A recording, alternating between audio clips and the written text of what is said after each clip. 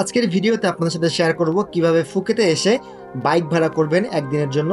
ফুকেতে আসার পর বিভিন্ন জায়গাতে এরকম বাইক রেন্টাল সার্ভিস পাবেন। এখানে বাইক ভাড়া করতে পারবেন, গাড়ি ভাড়া করতে পারবেন। এখানে বিভিন্ন সিসির গাড়ি চালাতে পারবেন, হায়ার সিসি, 1200 সিসি, 1500 সিসির গাড়ি, স্কুটি সবই পাবেন। তবে আমি যেহেতু একা ছিলাম সিঙ্গেল, সো আমি একটা সিম্পল একটা বাইক ভাড়া করব আমার সারা দিনের ট্যুরের জন্য।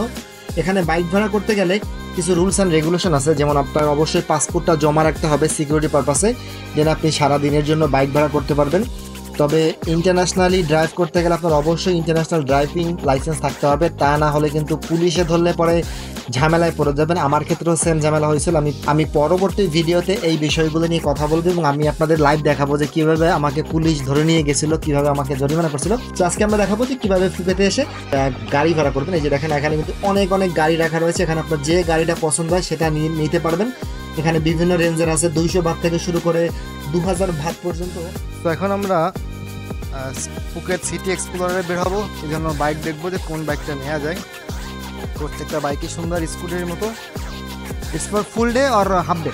Full day. No, Full day. half day. No half day? No, half day. If you only till evening, before 10 o'clock, 10 o'clock we close. Yes, I'll drop it before 100 400. Okay. And 250 baht. This one. So is there any 200 baht? 20 baht. How many day? One day?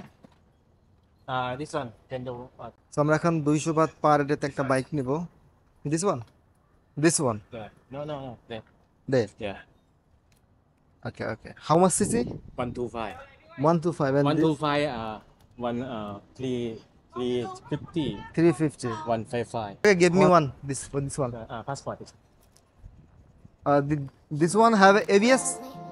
Yeah. Oh, slowly, famous part, huh? Okay, passport. With that passport cannot possible? Yeah, keep passport. Yeah.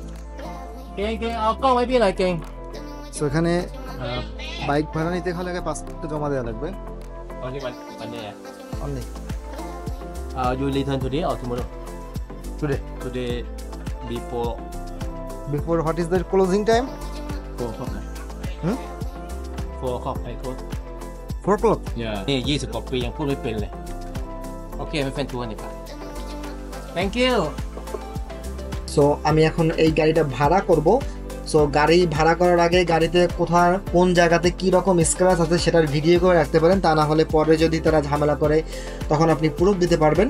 So আমি আমার সিকিউরিটির জন্য আমি গাড়িটা video করে রাখলাম যে কোন জায়গাতে কীরকম স্পট আছে। এটা হলো পুরোপুরি একটা অটোমেটিক গাড়ি, সো কোনো সমস্যা হবে না। তারা কিন্তু এখানে চালিয়ে দেখি।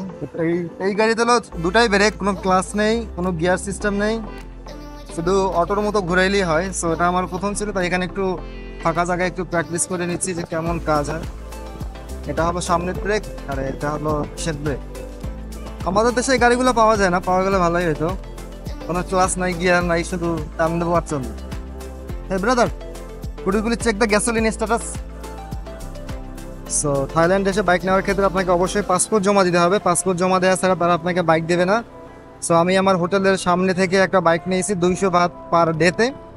যদিও আমি পুরা দিন রাখবো না, আমি এটা বিকাল 4টার আগেই ব্যাক করে দিব, কারণ ওদের যে আছে স্টোর, এটা 4টার সময় বন্ধ হয়ে যায়। সো এই ব্যাপারটা খেয়াল রাখতে হবে যে আপনি যখন বাইকটা নেবেন মানে তার পরের দিন পর্যন্ত আপনি সময় পাবেন জমা দেওয়ার জন্য।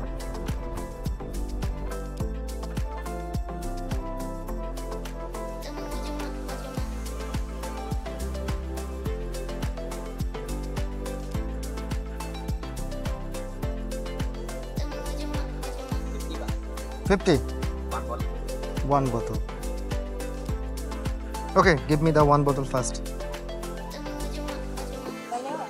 So 1 লিটারের দাম যদি 50 বাত হয় তাহলে বাংলাটা হিসাব করে দেখুন, 1 বাত সমান এখন 3 টাকা 70 পয়সা।